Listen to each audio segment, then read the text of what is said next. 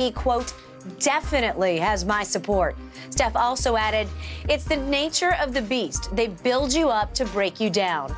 The real ones who have done amazing things in this league know what that means. He's a professional, and I'm proud of the way he's conducting himself. Strong words. Shannon, do you like what Steph said? I love it. And that's what the great players do. They support the guys because it is a brotherhood. You hear that often a lot, Skip. MLB, football, basketball. This is a brotherhood. I like the fact that Steph, but I tell you what we'll do, Steph. Since you support him so much, how about trading us Kuminga and Poole, and we'll give you Russ? If you got his back, you support him that much, do that. That's a good call. Everybody, I like that. I'm going to support you, but I don't want to play with you. That is correct. See, that's what that is. Because nobody's ever wanted to play with you. Exactly. Skip, hold on. Russ said booing didn't bother him. Why would I take it home? If they boo, they can take their ass home. I ain't worried about that. It doesn't bother me.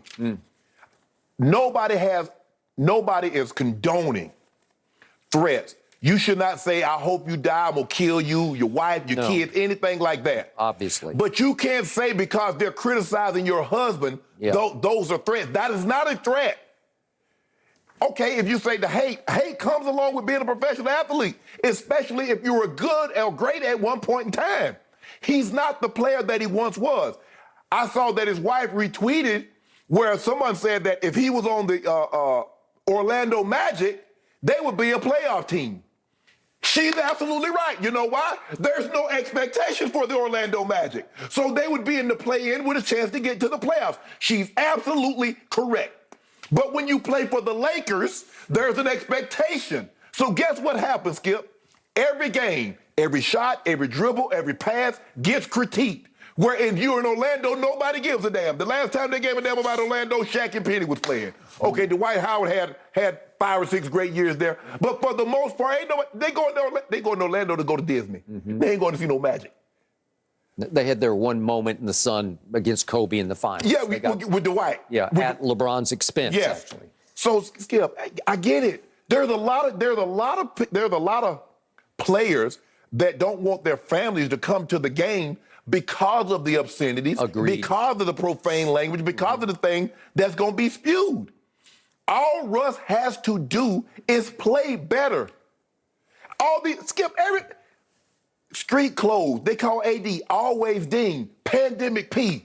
Everybody was saying Pandemic P. Guess what Paul George did? He didn't complain. He said it almost broke him. He said being there, being away from his family, missing his wife, missing his daughters. He said he going through mental thing. Everybody even mocked him for saying he was going through something mental. Paul George put his head down and almost, without Kawhi, got his team to the NBA Finals. He did. Paul George changed the narrative. He did. Called Lemon Pepper Lou. Everybody was mocking Lemon Pepper Lou. You started it. Lou monetized it. Nick got shirts, and he's selling it. All Russ has to do is get better. Where is Russ' culpability in this? Where is Russ going to own responsibility and says, I've played bad this year. My play hasn't been up to par. Instead of trying to make it about they shaming my name and trying to bring the kids in it. Because everybody like, man, come on, Shannon, lay off Russ. Ain't nobody talking about Russ' kids. I don't talk about Russ' kids. I don't talk about his mom. I don't talk about his brother. I don't talk about his family. You do not. I'm talking about his horrible play that has been consistently on display this season, playing for a team. Although Russ didn't have expectations, when have you known the Lakers not to have expectations? They're the most famous team in pro basketball. I wish when he said I didn't have any expectations, I wish he had told AD and LeBron and Rob Pelinka that before they signed him. Tell them, now I don't have any expectations. I got none. So I don't know what you guys are expecting you're going to get from me or what you expect this season to be, but I have no expectations. I wish he had said that first, not after they sign and get 45 games into the season. What happens, again, this Sunday night at 9 o'clock on HBO? A series will continue called Winning Time about the dynasty, the Showtime dynasty of the Lakers. Featuring Magic Johnson. We'll talk about it here at some point pretty soon on this show. But the point is... John C. Reilly does look like a Mr. Buzz, though. He's too goofy for me, but I was around the original. But the point is, How many other teams would have a series done on HBO about them? It's fiction loosely based on fact, but how many others would have that? Maybe the Celtics, but I doubt it. Right. Because this was Showtime. Right. This was Hollywood. Russ came to Hollywood. It was his childhood dream to be the point guard for the Los Angeles Lakers. And right on schedule, Deepak Chopra dropped a documentary on Russell Westbrook's life and times that LeBron attended at the premiere, which was just before the first game tip. Correct. Right? Right. Okay. So the point is, the expectations are through the ceiling of what was then Staples Center, right? Right. For Russ to come home, he'd averaged triple-doubles for the last 5 years, slam dunk first ballot Hall of Famer. I'd say the expectations on Russ this year were the most on any player in the league. Thank you. In the league. Except for him, he didn't think he was in Skip, when he went on Jimmy Fallon, and he was Yep. when I got somebody smaller than me, I got to rock him, I got to put him to sleep. Okay. Nobody said anything because it's about basketball. That's a part of basketball. Okay, you too small. And everybody started doing this. Oh, you too small. Bricks are, Skip, bricks are, you shoot a shot like, man, you're throwing up bricks. Now all of a sudden, and he's shooting, it's like he's throwing up bricks. Now all of a sudden, he wants to change. What he's trying to do, Skip, don't talk about my bad play.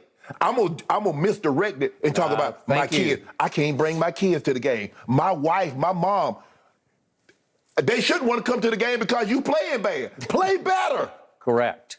At one point in time, dudes, I want guys to take responsibility and stop talking about the fans and what the fans are doing. They're doing what you allow them to do. I've never seen fans boo somebody that go give you 30, somebody that go give you 40, 50, 60. But I've seen them boo when you turn the ball over 10 times and you're a championship contending team or what they thought, and you play nothing like it. Okay. And by the way, Russ did give them 30 the other night. Right. And at least he was not the reason they lost at Houston, right? I came out the next day and said, Russ played really well. You did. I don't know, Skip, I turned the sound on a little bit last night because I want to see what the Philly fans, they were booing the Sixers. Who knew? You mean to tell me fans boo when they see bad play? Good point. Oh, my goodness. Oh, my Who would have knew? Okay, back to Mrs. Westbrook. I complimented her Saturday night or Sunday on Twitter because she so passionately is defending her husband. It's a beautiful thing for me to watch. I love how Ernestine will fight for me and defend me.